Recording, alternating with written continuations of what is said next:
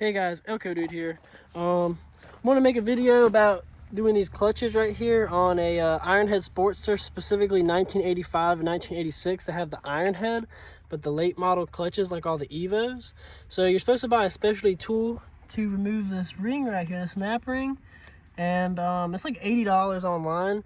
And I tried a couple different things, and not much really worked. But I ended up seeing one video where one dude got an oil filter wrench. He didn't say what size or anything. This is an 80 millimeter, and but the guy in the video, he had the nut like this right here, sitting like that, and you don't really get much threads poking out on here, so you're gonna end up stripping the end of it, which I kind of did. You can't really see it, but I did pull because it was barely grabbing like 2 threads. It was not good at all, not enough to put any force on it.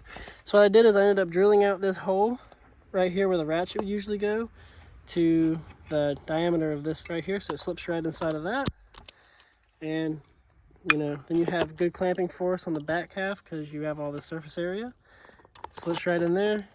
Then you just tighten it down with the screwdriver. You slide this over top of that.